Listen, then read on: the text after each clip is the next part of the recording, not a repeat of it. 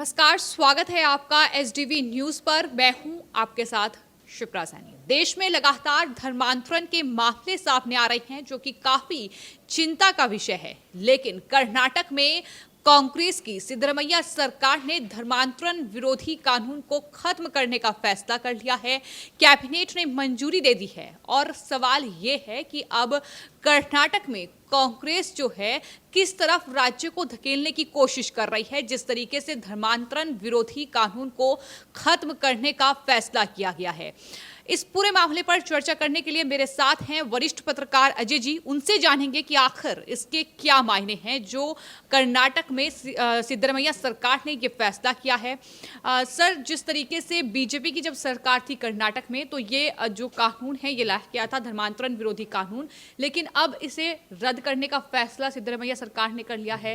Congress party क्या चाहती है, कर्नाटक को किस तरफ धकेलने की तैयारी है? देखिए, ऐसा है, कर्नाटक में इस समय जो पोजीशन है वो बड़ी टफ है। और कहना नहीं चाहिए, कर्नाटक में अब नाटक रोजाना होने लगा। और कुछ ये भी रहा कि कांग्रेस में सब नाटककार ये लोग रहे। उनका जो एक चीफ मिनिस्टर राजस्थान का, वो भी नाटककार जादूगर है।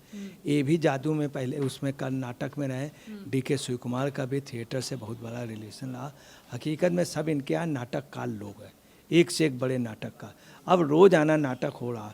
अब ये क्या लाए हैं, धर्म के उसमें जो धर्मांतरण विधेयक को, उसको बीजेपी ने किसी तरह से लागू किया था, तो उससे लव जिहाद और धर्मांतरण रुका था। तो वहाँ क्या था, हिंदू समाज के लोग, ईसाई समाज के लोग, बौद्ध समाज के लोग बहुत ज़्यादा जा रहे थे। जो जा रहे थे कि लव जिहाद के जरिए या फिर अमूमन गलत पैसा दे करके धर्मांतरण किया जा रहा था। उस धर्मांतरण के रोकने के लिए एक विधेयक लाया गया था। जब विधेयक लाया गया था तो विधान परिषद में एक कांग्रेस और जनता दल ने बहुत विरोध किया था, मगर खैर अध्यादेश से फिर पास हुआ था। अब ये क्या करने जा रहे हैं, उस विधेयक को ख़त्म कर रहे हैं और उसकी आज कैबिनेट को मंजूरी दे दी। अभी विधान परिषद पटल पे रखेंगे। अब देखिए उससे लॉस कितना बड़ा होगा, आपको बतला दें कि सबसे बड़ा लॉस उसमें जो है वो ये है कि पहले जो विधेयक थे, कानून के बाद में जो सज़ा थी वो सज़ा अब नहीं होगी। इस विधेयक को अगर हटा दिया गया, दूसरा दोष साबित होने पर 3 से 6 साल की सज़ा और 25,000 रुपये जुर्माने का प्रावधान है। जो कानून हटने के बाद अब क्या होगा कि अब ये सज़ा भी नहीं होगी और साथ में जुर्माना भी नहीं होगा। तो लोग धर्मांतरण ज़बरदस्त करेंगे और लोग प्रलोभन दे देंगे, किसी को लव जिहाद में लेके भाग जाएंगे, उसका मर्डर कर देंगे, सज़ा ही नहीं होगी। जो 3 साल से 5 साल सज़ा हो रही थी और जो ये हो रहा था 25,000 जुर्माना, ये भी नहीं होगा। ये सभी हटा रहे हैं। और इसमें यह था कि 50,000 रुपये से अधिक जुर्माने का प्रावधान था, जो अब नहीं होगा। तो इससे आप समझ लीजिए एक प्रकार से ये देश का इस्लामीकरण किया जा रहा है। और क्या है, विधेयक के अनुसार था कि दोष साबित होने पर आरोपी को धर्मांतरित व्यक्ति को 5 लाख रुपए तक का मुआवजा देना पड़ सकता था। पहले ये डर था कि अगर मान लिया धर्मांतरण कराया, पता चल गया, साबित हो गया गलत ढंग से धर्मांतरण कराया, तो 5 लाख रुपए उसको देना पड़ता था जो पीड़ित हुआ। अब वो भी ख़त्म हो जाएगा। तो एक प्रकार से ये प्रेफरेंस हो जाएगा समाज को कि खुल के धर्मांतरण करो। अच्छा है क्या, उनके पास पीएफआई से और तमाम उससे सोर्सेज से पैसा हो जाए। गवर्नमेंट भी उनको फ्री में जगह कब्जा करने के लिए सारी सुविधाएं दे रही।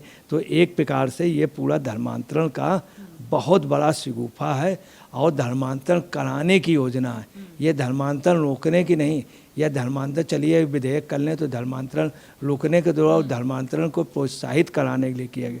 उसमें एक चीज़ और थी, विधेयक के अनुसार जो था, जेल की सज़ा और 1 लाख रुपए तक जुर्माना अदा करने का प्रावधान था, जो अब नहीं होगा, जिस पर अब कानून के तहत कोई सज़ा ही नहीं होगी। अवैध रूप से धर्मांतरण करवाने के उद्देश्य से की गई शादी को पारिवारिक अदालत की ओर से रद्द किया जा सकता था। पर अब क्या है कि आप कोई भी आदमी लव जिहाद करेगा, वहाँ कोर्ट में चला जाएगा, सिंपल एप्लीकेशन दे देगा, उसको अप्रूवल मिल जाएगी। पहले क्या था, अगर उसने धोखे से करार लिया तो रद्द हो जाती थी। अब वो कतई रद्द नहीं होगी, अब वो ओके रहेगी। तो अगर एक बार मान लीजिए मामला सुलझ भी जाता है, मगर शादी चूँकि नहीं होगी तो लड़की भी कुछ नहीं कर सकती। एक प्रकार से ये योजनाबद्ध तरीके से बहुत भद्दा मजाक आज़ाद भारत के साथ किया जा रहा है। तो तमाम जो आपने चीज़ें गिनाई हैं कि आखिर क्या कुछ बदल जाएगा, किस तरीके से जो सज़ा पहले होती थी वो अब नहीं होगी और खुलकर अब ऐसे मामले सामने आएंगे। पहले से ही जो चिंता का विषय कहीं ना कहीं देश के लिए बने हुए हैं, जिस तरीके से मामले सामने आ रहे हैं, आपको क्या लगता है कि कांग्रेस पार्टी ये सब कुछ जो है वो वोट बैंक के लिए कर रही है? जिन राज्यों में सत्ता में आ चुकी है वहां से इसकी शुरुआत कर रही है और धीरे धीरे एक के बाद एक तमाम राज्यों में ये चीज़ें जो हैं कांग्रेस शासित राज्यों में देखने को मिल रही हैं। एक्चुअली में है क्या, कांग्रेस के डीएनए में रहा। एक आज़ादी के पहले का कांग्रेस था, जब तक महात्मा गांधी जीवित रहे तब तक। उसके बाद वो कांग्रेस आई हो गई, मतलब कांग्रेस इंदिरा गांधी की, नेहरू जी की। वो कांग्रेस नहीं, वो एक प्रकार से इनकी जेबी पार्टी हो गई और उस जेबी पार्टी ने धर्मांतरण को सबसे ज़्यादा कॉपरेट किया। हकीकत है का अगर कोई भी सबसे बड़ा वो दोषी रहा तो रहा।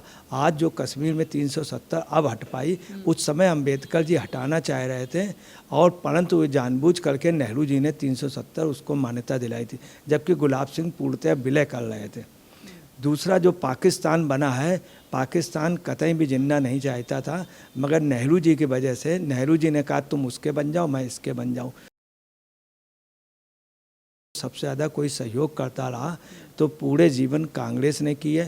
स्वयं पार्लियामेंट में सोनिया गांधी और मनमोहन सिंह ने कहा था मैं जानता हूँ अल्पसंख्यक का दर्द। तो अल्पसंख्यक के दर्द को सबसे ज़्यादा अगर कोई महसूस करता है, जानता है, तो वो ये राहुल गांधी, प्रियंका गांधी और सोनिया गांधी। पूरी कांग्रेस ही हमेशा तुष्टीकरण के लिए रही है, इसलिए तुष्टीकरण का इनके पर आरोप नहीं लगता रहा। सब लोग कहते रहे कि तुष्टीकरण, वो वास्तव में तुष्टीकरण इनकी नीति है। उसी के तहत ये योजना बस से इनकी योजना ये है कि भारत में हिंदू कम हो जाए तो इनकी सरकार चलती रहेगी। हकीकत ये कांग्रेस जहाँ भी जीतती है तो वहाँ पे अल्पसंख्यक वोट के साथ कुछ वोट और मिल जाता है। इसके पहले जो मनमोहन सिंह की जो सरकार थी, बिल्कुल कटु सत्य है कि उसमें ईसाई, सोनिया जी की वजह से टोटल ईसाई मिल जाता है, 99% ईसाइयों का वोट, टोटल मुस्लिम का वोट मिल जाता है, कुछ और वोट मिल जाते हैं और ये सत्ता में आ जाते हैं।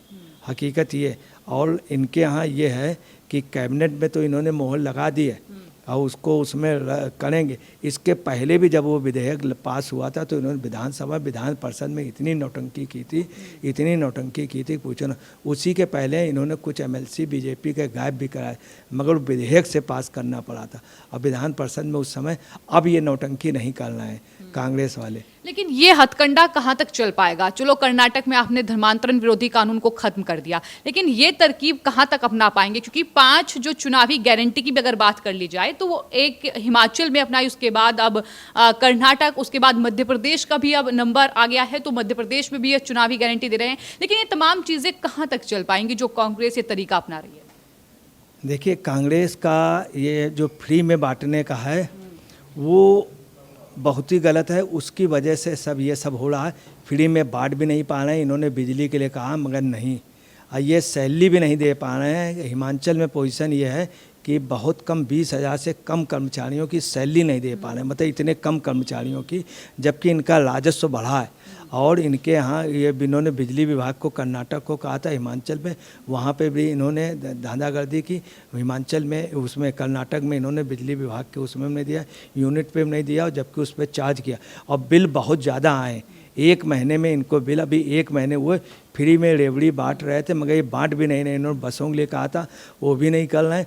चलिए, ये फ्री वाला तो कुछ नहीं, मगर जो ये दे रहे हैं ये जहर दे रहे हैं समाज को। जो धर्मांतरण विधेयक बिल्कुल कर रहे हैं ये जहर दे रहे हैं, और इसका फ़र्क इतना ज़्यादा पड़ेगा कि अगर ये 10 साल रह गए तो कर्नाटक में वही पोजीशन हो जाएगी कि वहाँ पर हिंदू माइनॉरिटी में हो जाएगा जैसे जम्मू कश्मीर में हो गया।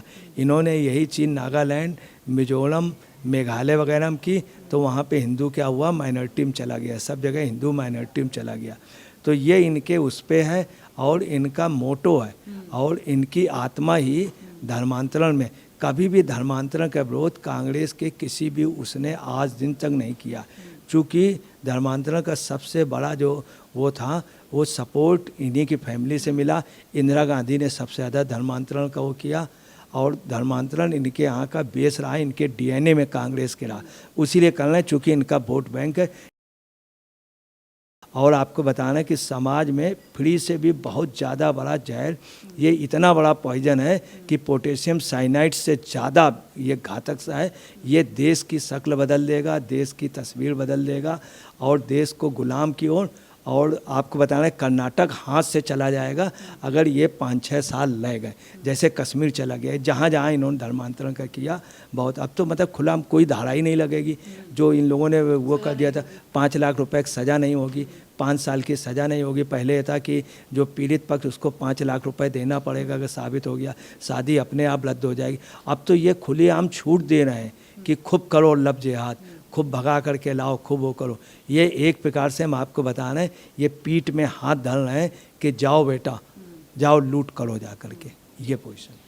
तो धर्मांतरण विरोधी कानून जो कर्नाटक में कांग्रेस की सिद्धरमैया सरकार ने खत्म करने का फैसला किया है, उस पर वरिष्ठ पत्रकार अजय जी ने ये साफ तौर पर कहा है कि कांग्रेस की तो डीएनए में ही इस तरह की चीजें हैं। शुरुआत से ही कांग्रेस ये करती आई है तुष्टीकरण की राजनीति के लिए कि सब कुछ हो रहा है, लेकिन अगर इस पर रोक नहीं लगी तो ये आने वाले वक्त में देश के लिए बेहद खतरनाक भी होगा। लेकिन कांग्रेस पार्टी को समझना होगा जनता को कि आखिर क्या कांग्रेस कर रही है। जिस तरीके से कर्नाटक में धर्मांतरण विरोधी कानून को खत्म कर दिया गया और वहीं बजरंग दल को वो बैन लगाने की बात करती है, तो ये तमाम चीजें कहीं ना कहीं आने वाले वक्त में भी कई राज्यों में चुनाव होने हैं जहां जनता को समझने की जरूरत है। फिलहाल आपकी इस पर क्या राय है, हमें कमेंट बॉक्स में जरूर लिखें और चैनल को सब्सक्राइब करें। धन्यवाद।